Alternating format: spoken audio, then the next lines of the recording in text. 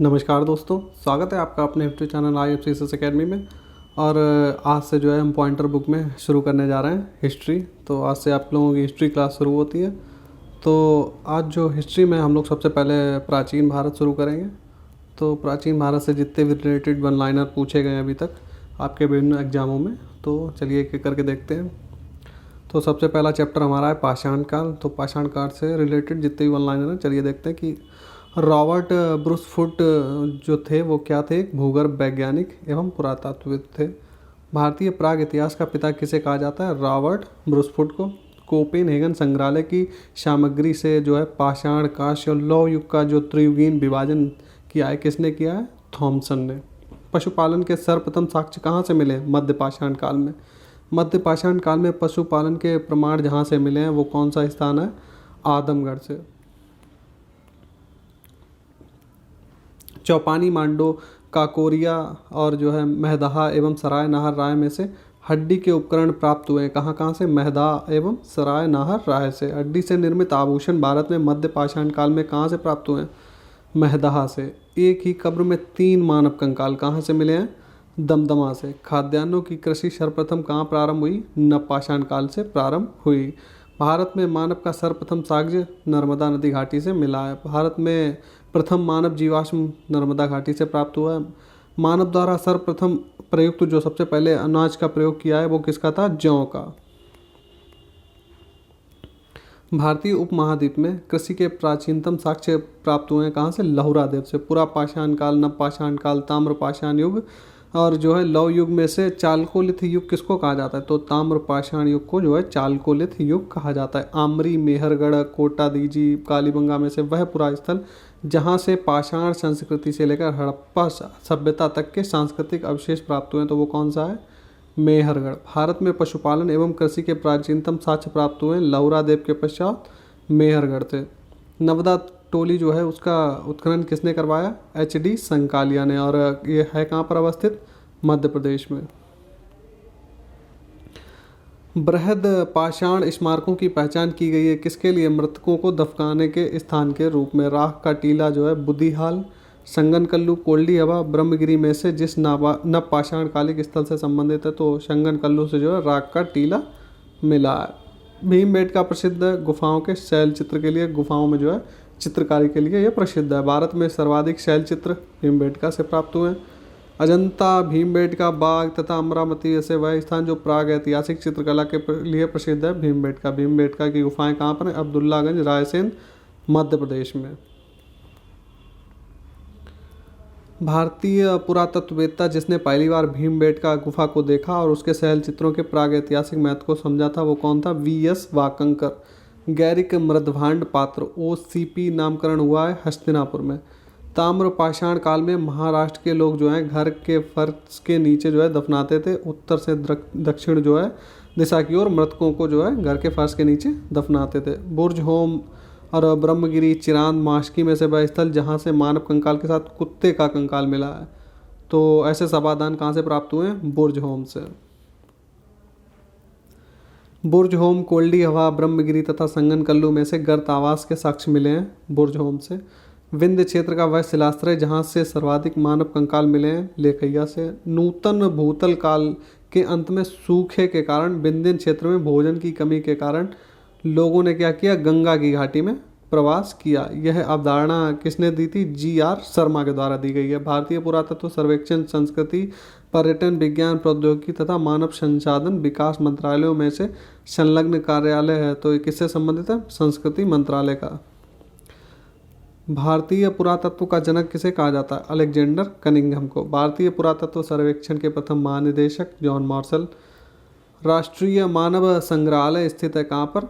भोपाल में। तो पहला चैप्टर हमारा कंप्लीट होता है। दूसरा चैप्टर हमारा है सैंधव सभ्यता एवं संस्कृति। तो इससे रिलेटेड जितने भी वन लाइनर है चलिए हम लोग एक नज़र में देख लेते हैं। मानव समाज विलक्षण है क्योंकि वह मुख्यतः आश्रित होता है किस पर? अर्थव्यवस्था पर। हड़प्पा संबंधित है या फिर संबद्ध है सिंधु घाटी सभ्यता से। सिंधु सभ्यता संबंधित है आद्य ऐतिहासिक युग से। सिंधु घाटी की सभ्यता गैर आर्य थी क्योंकि वह जो है एक नगरीय सभ्यता थी। सिंधु घाटी सभ्यता को आर्यों से पूर्व रखे जाने का महत्वपूर्ण क्या कारक रहा है? तो वो रहा है मृदभांड। सिंधु घाटी संस्कृति वैदिक सभ्यता से भिन्न थी। क्यों क्यों भिन्न थी? क्योंकि इसके पास शहरी जीवन सुविधाएं थी, इसके पास चित्रलेखनी लिपि थी, इसके पास लोहे और रक्षा शास्त्रों के ज्ञानों का अभाव था। आगे बढ़ते हैं हम लोग, देखते हैं कि ये हड़प्पा संस्कृति की जानकारी का प्रमुख स्रोत क्या है। पुरातात्विक खुदाई जो है हड़प्पा संस्कृति की उत्पत्ति के संदर्भ में सही सुमेलन देख लेते हैं। तो E.J.H. मैके सुमेर के लोगों से पलायन, इन्होंने कहा कि जो हड़प्पा की सभ्यता उत्पत्ति हुई वहाँ पर जो लोग थे वो सुमेर से लोगों का पलायन हुआ था। मार्टिमर व्हीलर कहते हैं कि पश्चिम एशिया से सभ्यता के विचार का प्रवशन हुआ है, पश्चिम एशिया से यहाँ पर आए। अमलानंद घोष ने कहा हड़प्पा सभ्यता का उद्भव पूर्व हड़प्पा सभ्यता की परिपक्वता के परिणाम स्वरूप हुआ है। भारत में चांदी की उपलब्धता के प्राचीनतम साक्ष्य कहाँ से मिलते हैं? हड़प्पा सभ्यता यानी हड़प्पा संस्कृति से। हड़प्पा में मिट्टी के बर्तनों पर सामान्यतः किसका प्रयोग हुआ है? लाल रंग का। मूर्ति पूजा का आरंभ माना जाता है पूर्व आर्य सभ्यता से। गाय, हाथी, गैंडा, बाघ पशुओं में से वह जिसका हड़प्पा संस्कृति में पाई गई मोहरों एवं टेराकोटा कलाकृतियों में निरूपण नहीं हुआ है। तो गाय का जो है चित्र नहीं मिला है। चनहूदड़ो, कोटा दीजी, शाहगौरा और जो है देसलपुर में से हड़प्पा स्थल कौन सा नहीं है? तो शाहगौरा नहीं है। मैचिंग वाला क्वेश्चन देख लेते हैं, प्राचीन स्थल एवं पुरातात्विक खोज। तो लोथल से क्या मिला है? गोदीवाड़ा। कालीबंगा से मिला है जुता हुआ खेत। धौलावीरा से हड़प्पा लिपि के बड़े आकार वाले 10 चिन्हों वाला एक शिलालेख। बनावली से पक्की मिट्टी की बनी हुई हल्की प्रतिकृति मिली है। हड़प्पा से समाधान R37 मिला है। मोहनजोदड़ो से नर्तकी की मूर्ति मिली है। मैचिंग का अगला भी क्वेश्चन हम लोग देख लेते हैं। तो स्थल और नदी दे रखी है। तो हड़प्पा रावी नदी के किनारे, हस्तिनापुर गंगा नदी के किनारे, नागार्जुन कोंडा कृष्णा नदी के किनारे, पैठन गोदावरी नदी के किनारे, कालीबंगा घग्गर नदी, लोथल भोगवा नदी के किनारे, रोपड़ जो है सतलज नदी के किनारे पर स्थित है। सैंधव सभ्यता का महान स्नानागार जो है कहाँ से प्राप्त हुआ है? मोहनजोदड़ो से। आलमगीरपुर कहाँ पर है? उत्तर प्रदेश में। लोथल गुजरात में है। कालीबंगा राजस्थान में है। रोपड़ पंजाब में है। बनावली हरियाणा में है। दैमाबाद महाराष्ट्र में है। राखीगढ़ी हरियाणा में है। आगे बढ़ते हैं हम लोग। हुलास उत्तर प्रदेश में है। मांडा जम्मू कश्मीर में। बालू हरियाणा में। पाडरी गुजरात में स्थित है।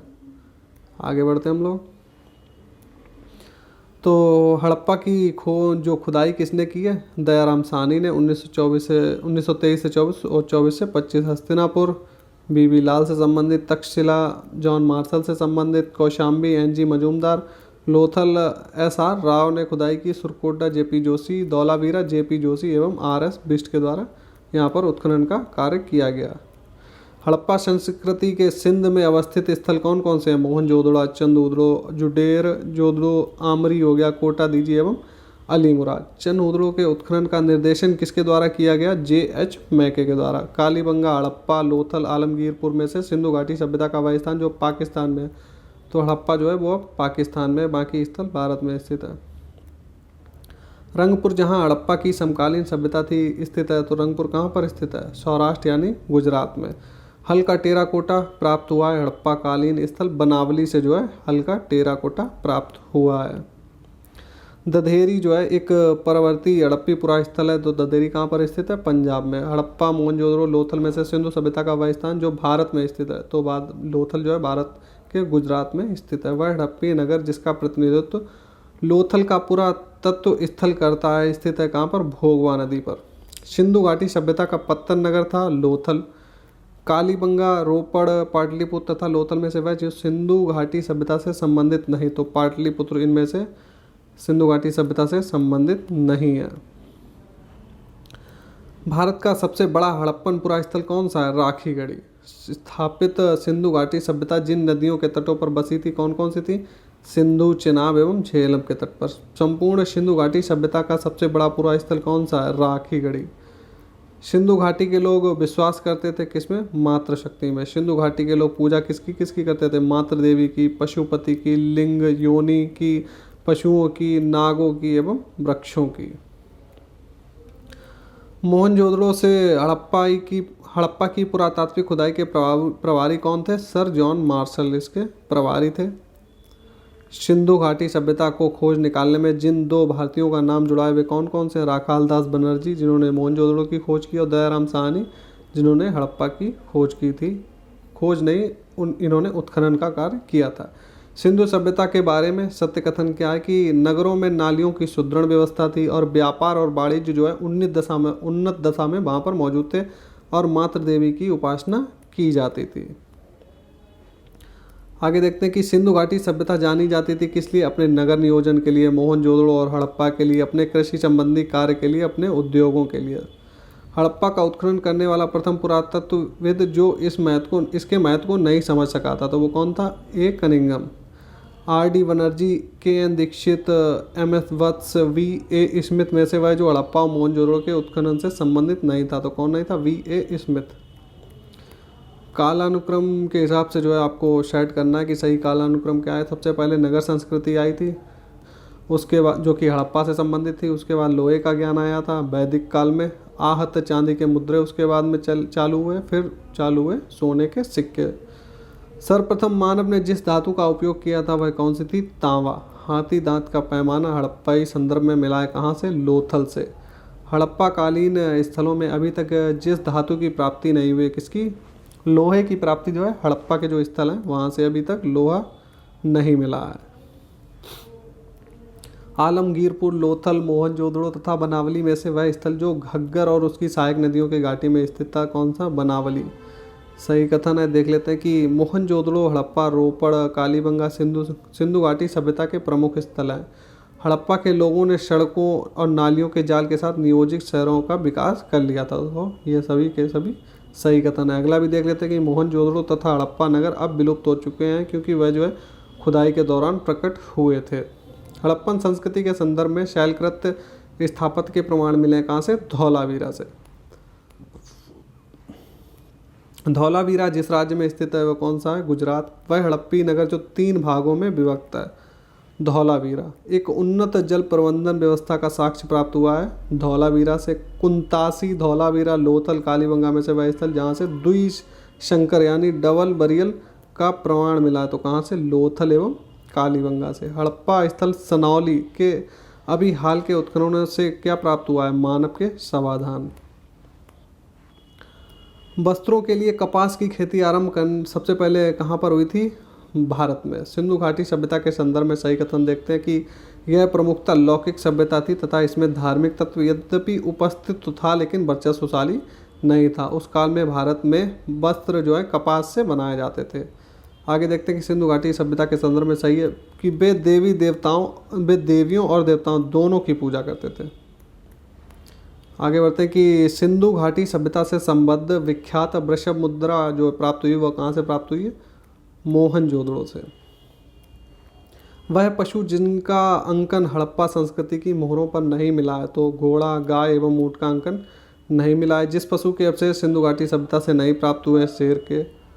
मरण पट्टिका पर उत्कीर्ण सींग युक्त देवता की कृति कहाँ से प्राप्त हुई है? कालीबंगा से। वह सभ्यता जो नील नदी के तट पर पनपी कौन सी थी? मिस्र की सभ्यता।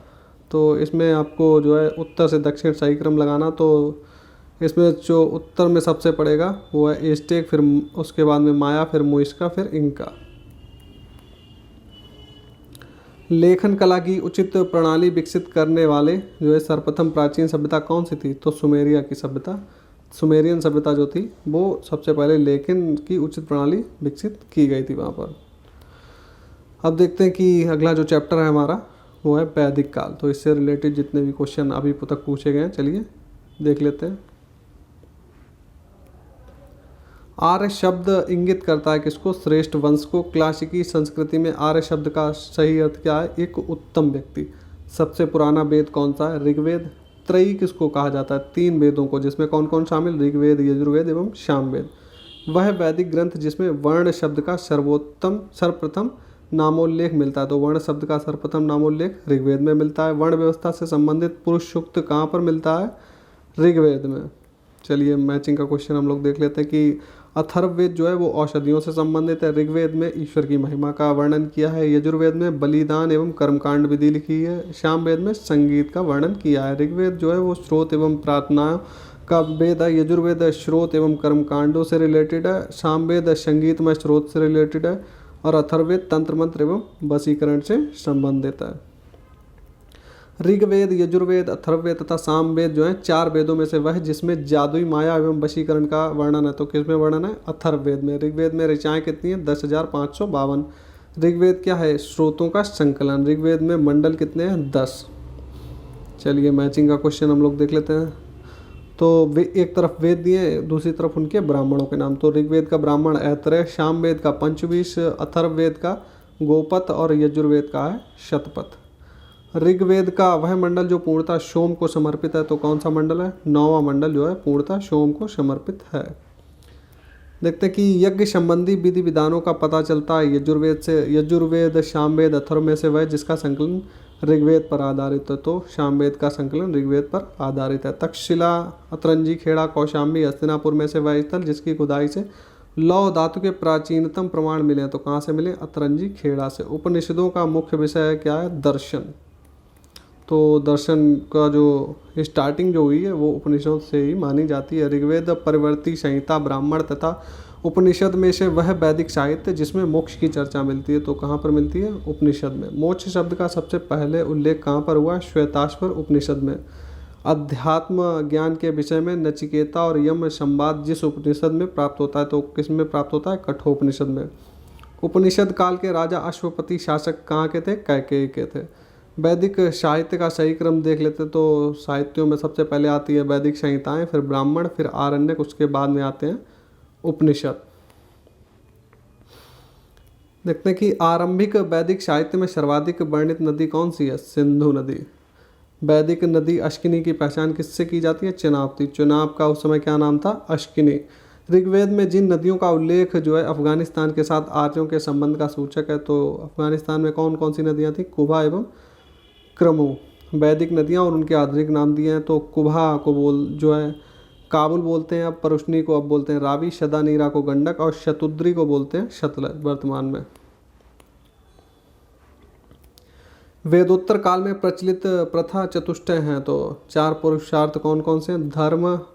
धर्म, अर्थ, काम, मोक्ष। और 4 आश्रम, ब्रह्मचर्य, गृहस्थ और वानप्रस्थ एवं संन्यास। धर्म तथा ऋत भारत की प्राचीन वैदिक सभ्यता के एक केंद्रीय विचार को चित्रित करते हैं। तो इस संदर्भ में सही कथन क्या है? तो ऋत जो है वो मूलभूत नैतिक विधान था जो क्या कहता है? जो सृष्टि और उसमें अंतर्निहित सारे तत्वों के क्रियाकलापों को संकलित करता था। और जो धर्म है वो व्यक्ति के दायित्वों एवं स्वयं तथा दूसरों के प्रति व्यक्तिगत कर्तव्यों की संकल्पना था। भारतीय संस्कृति के अंतर्गत ऋत का क्या अर्थ है? तो प्राकृतिक नियम इसका अर्थ है। वैदिक देवताओं में उनका नाम पुरोहित माना जाता है। धर्म व्यक्ति के दायित्वों एवं स्वयं तथा दूसरों के प्रति व्यक्तिगत कर्तव्यों की संकल्पना था। तो किसको था? बृहस्पति को। लोपामुद्रा, गार्गी, लीलावती तथा सावित्री में से वह ब्रह्मवादिनी जिसने कुछ वेद मंत्रों की रचना की। तो किसने की थी? लोपामुद्रा ने। ऋग्वैदिक काल में निष्क शब्द का प्रयोग एक स्वर्ण आभूषण के लिए होता है, किंतु परवर्ती काल में उसका जो है सिक्के के लिए प्रयोग होने लगा था। ऋग्वैदिक काल में निष्क आभूषण था, कहाँ का था? गले का था। प्राचीन भारत में निशाका जाने जाते थे। स्वर्ण आभूषण जो है इनको निशाका बोला जाता था। आगे बढ़ते हम लोग। देखते हैं कि 14वीं सदी ईसा पूर्व बोगज कोई अभिलेख महत्वपूर्ण है। क्यों महत्वपूर्ण है? यहाँ से जो है प्राप्त अभिलेख में वैदिक देवताओं एवं देवियों का नामाउल्लेख होता है।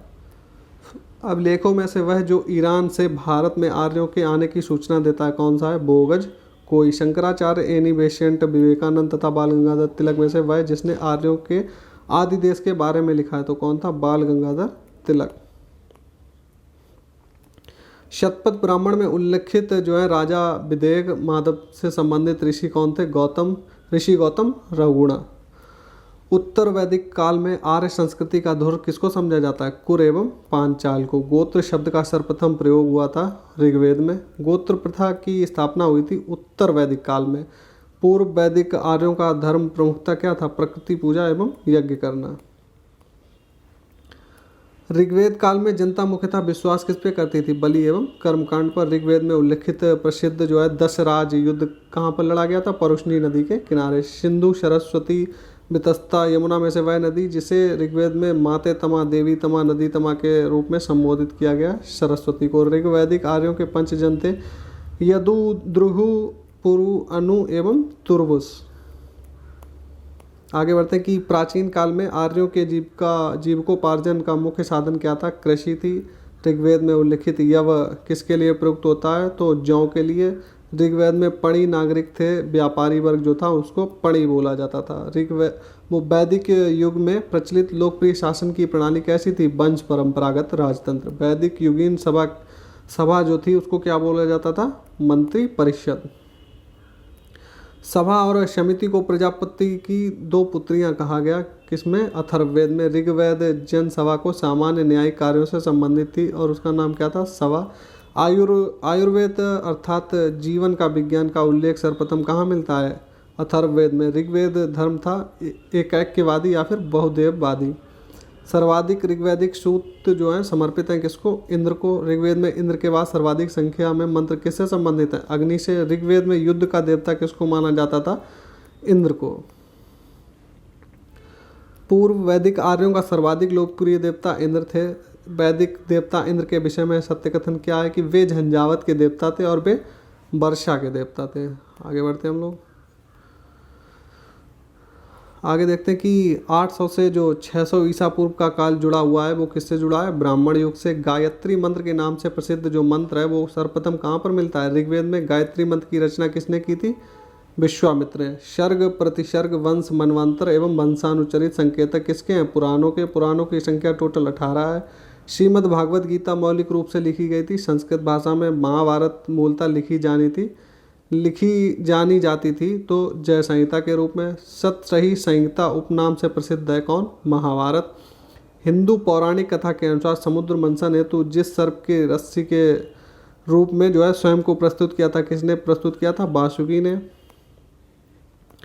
अछूत की अवधारणा स्पष्ट रूप से उद्धृत हुई थी कब? धर्मशास्त्र के समय में। सत्यमेव जयते शब्द लिया गया है मुंडक उपनिषद से। तमसो मां ज्योतिर्गमय कथन का मूलता जो है वो कहाँ से लिया गया? उपनिषद से, बृहदारण्यक उपनिषद से। वह उपनिषद जिसका शाब्दिक अर्थ जो है सफ़ेद घोड़ा है, तो श्वेताश्वर उपनिषद है, इसका शाब्दिक अर्थ जो है सफ़ेद घोड़ा है। सत्यकाम जावाली की कथा जो अनव्याही माँ होने के लांछन को चुनौती देती है उल्लिखित कहाँ पर है? छांदोग्य उपनिषद में। ऋग्वेद की मूल लिपि कौन सी थी? ब्राह्मी। वैदिक कर्म कांड में होता का संबंध ऋग्वेद से। अवेस्ता तथा ऋग्वेद में समानता है। अवेस्ता संबंधित किससे? ईरान से। वैदिक काल में अगन्या माना जाता था किसको? गाय को। मैचिंग का क्वेश्चन। सिंधु घाटी सभ्यता नगरीय सभ्यता थी। उत्तर वैदिक समाज कैसा था? कृषक। और ऋग्वैदिक समाज चारागाह। और मध्यकाल जो है जमींदारी जो है समाज था। ऋग्वेद काल में प्रारंभ में महत्वपूर्ण मूल्यवान संपत्ति किसको समझा जाता था? गाय को, इसको समझा जाता था। प्राचीन भारतीय समाज के प्रसंग में कुल, वंश, कोश, गोत्र शब्दों में से वह शब्द जो शेष 3 वर्ग का नहीं है, तो कोश जो है अन्य तीनों से भिन्न है। संस्कारों की संख्या कितनी है? 16। और जीविकोपार्जन हेतु वेद वेदांग पढ़ाने वाले अध्यापक को क्या कहा जाता था? उपाध्याय। तो हमारा जो आज का वीडियो है वो यहीं पे समाप्त होता है। तो अगले वीडियो में हम लोग मिलेंगे अगले चैप्टर के साथ में। तो उम्मीद है वीडियो आप लोगों को पसंद आया होगा, और वीडियो पसंद आया है तो वीडियो को ज़्यादा से ज़्यादा लाइक करिए और हमारे चैनल को सब्सक्राइब कर लीजिए अगर पहली बार हमारे चैनल पर विजिट कर रहे हैं। तो इसी तरीके से आपको डेली बेसिस पर क्लास मिलती रहेंगी। तो फिर चलिए मिलते हैं नेक्स्ट वीडियो में।